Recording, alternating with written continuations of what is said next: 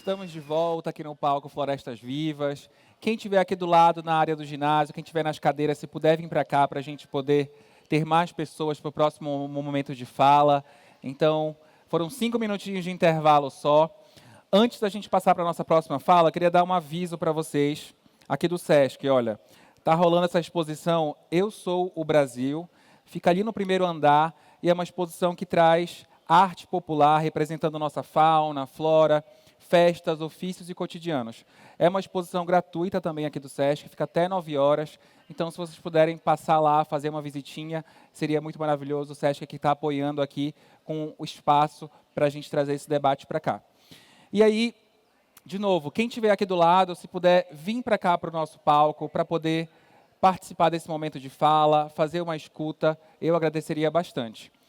A próxima pessoa que a gente vai receber, ele é indígena do povo Guarani, é diretor, produtor, graduado em letras e mestre em psicologia pela USP. Além disso, atua como supervisor de comunicação no Museu de Culturas Indígenas. Não sei se vocês tiveram a chance de ver a exposição aqui do lado, Redes de Povos. Ele foi o idealizador e o curador dessa exposição. E aí eu queria chamar aqui no palco para fazer uma fala para a gente com o tema Tecer Redes de Povos, o Leandro Caraí Mirim. Seja bem-vindo, Caraí. Obrigado, parente.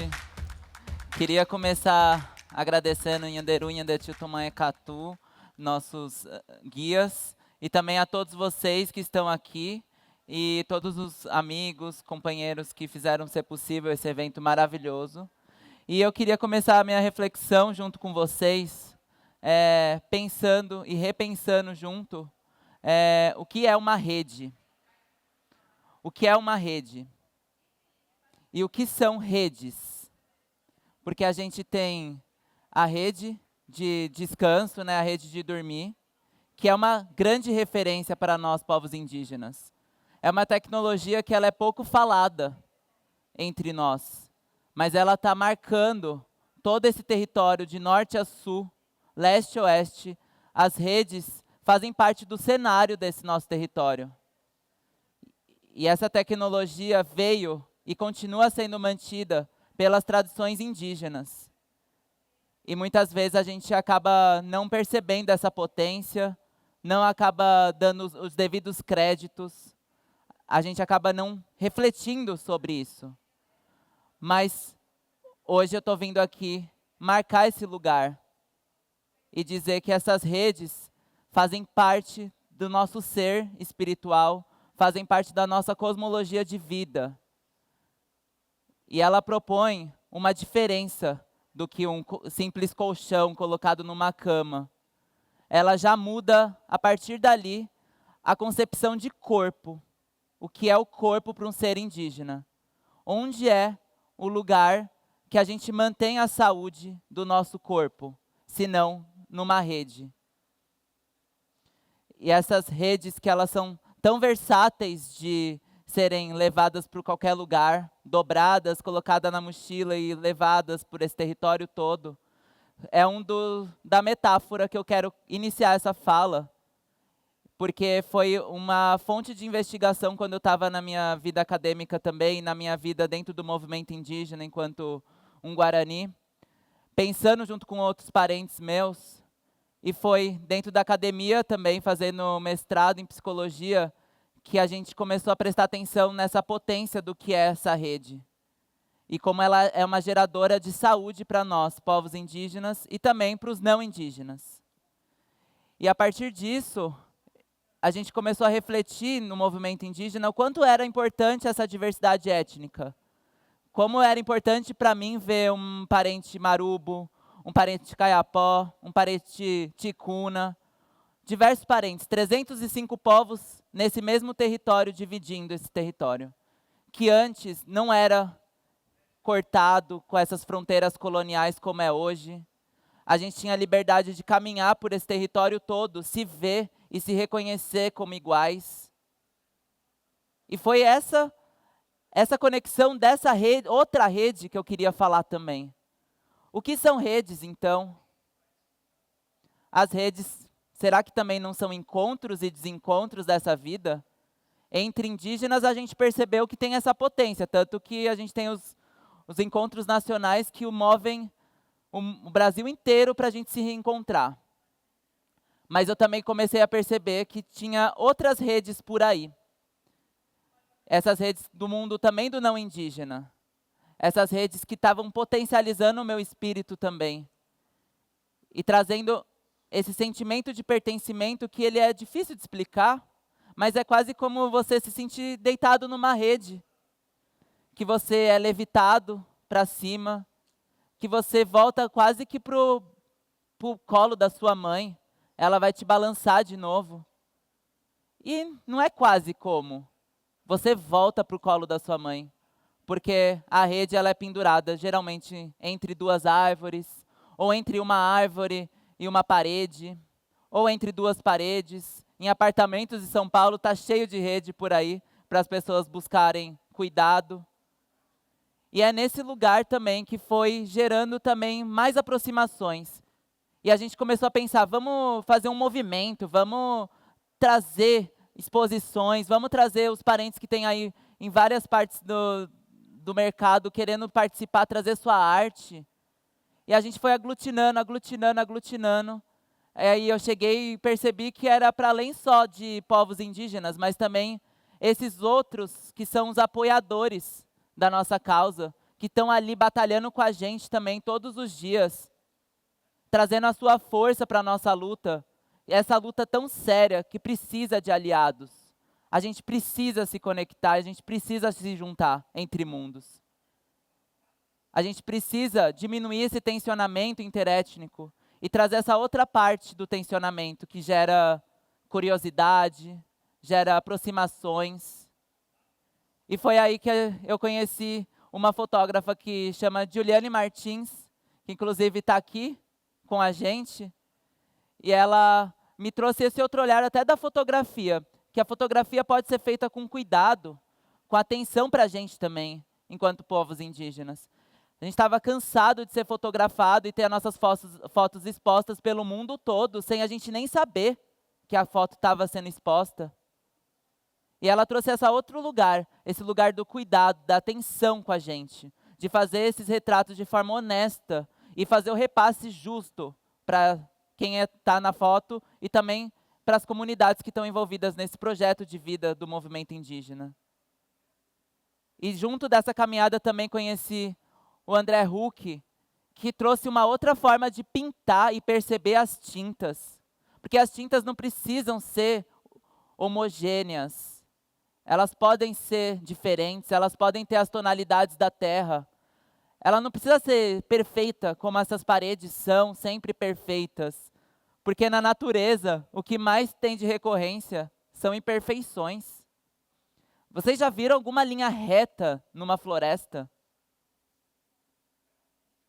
A arquitetura da floresta não é assim. Não precisa de linhas retas mais.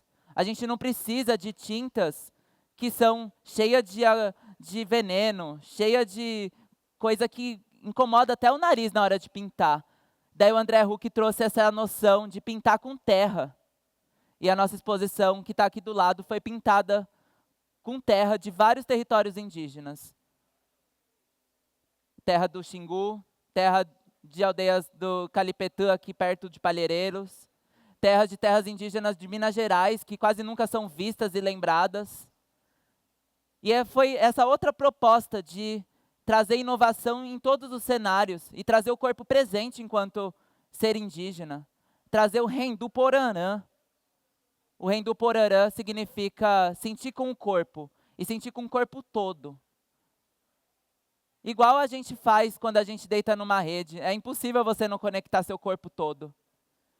Mas eu também quero deitar nessa outra rede, essa rede de relações que a gente está construindo. E que muitos de vocês estão aqui porque vocês sentiram que essa luta é urgente, sentiram que essa luta precisa ter aliados, e junto com o movimento indígena, junto com a rede de povos, que é essa rede de relações que a gente busca construir e trazer uma outra proposta de exposições, de movimentos, de trazer os aliados como Origens Brasil e a UP, que foram os primeiros a me darem uma oportunidade honesta de me verem enquanto um profissional decente nesse mercado de trabalho que estava ali para também trazer uma perspectiva diferente e me deram abertura para isso. E essas pessoas também foram fundamentais para eu entender que as redes de povos também têm a parte do não indígena, que são esses parceiros que tenham o coração para a nossa luta.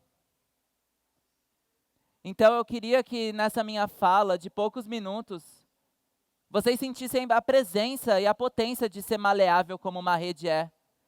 E eu queria fazer um canto que fala um pouco dessa maleabilidade que a gente tem enquanto povos indígenas. É o Oritori, que significa essa maleabilidade da taquara. Vocês já viram uma taquara no meio da floresta, como ela é maleável?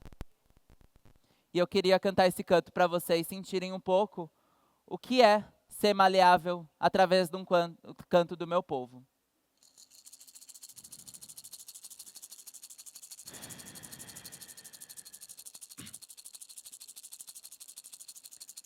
Erotori,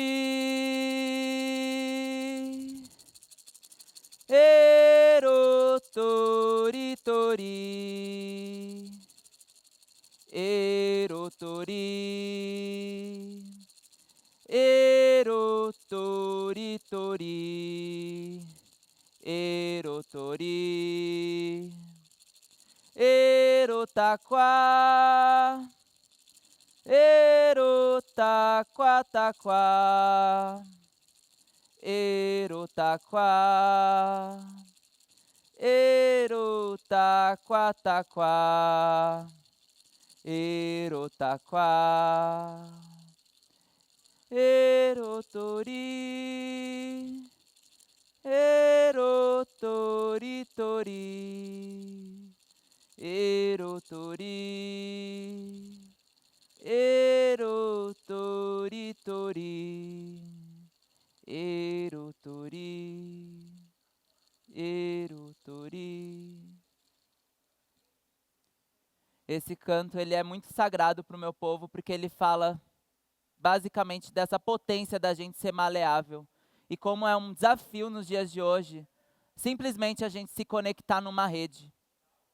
A gente parar um pouco e se conectar numa rede física, dessa metáfora que eu trouxe, mas também nessa metáfora que não é metáfora, é realidade, que formou a nossa luta enquanto movimento indígena, e hoje a gente é uma referência no mundo, que somos o maior movimento de conexão como o ATL, o Acampamento Terra Livre, que reúne muitas pessoas todos os anos aqui em Brasília. E é nesse lugar que eu queria que vocês pensassem, o que é que mantém a minha rede enquanto pessoa? Enquanto pessoa, o que você está se conectando? E essa rede é mantida como? Essa rede é mantida através de muitas pessoas conversando diariamente, se fortalecendo espiritualmente, trazendo uma outra perspectiva que você nunca vai ter pensado sozinho. E é nesse lugar que a gente gera o tensionamento positivo, que é esse tensionamento que gera aproximação de mundos. E as redes, como aqui está cheio de redes.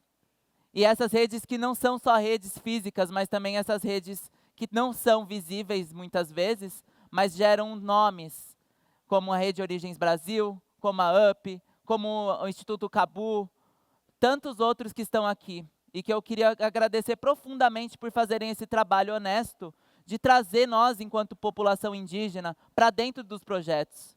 Porque a gente também é uma parte que nunca foi considerada nessa dialogicidade da vida desse território. A gente nunca foi visto como potenciais para construir projetos juntos. E essas instituições estão fazendo diferentes. E a Rede de Povos está aglutinando mais ainda. E é nesse lugar que eu queria que vocês parassem um pouco para pensar. O que é que mantém a minha rede hoje? Honestamente, o que mantém a sua rede hoje? Porque se essa rede ela desaba, será que é só você que cai? Ou será que é esse mundo todo que ela mantém? Se a rede mantém corpos para adormecer, significa que ela segura mundos. E esse mundo do plano espiritual na hora de sonhar também.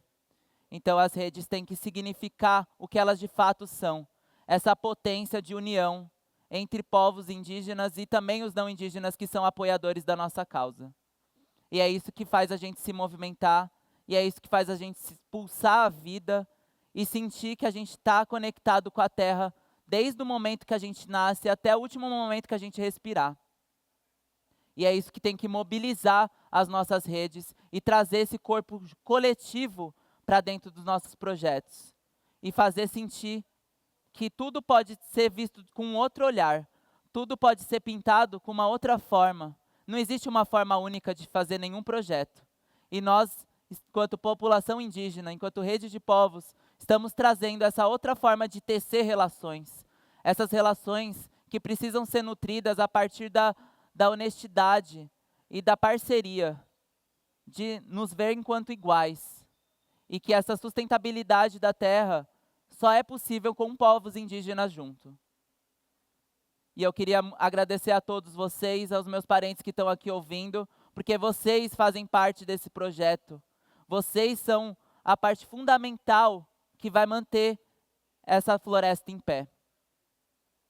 Have a tema.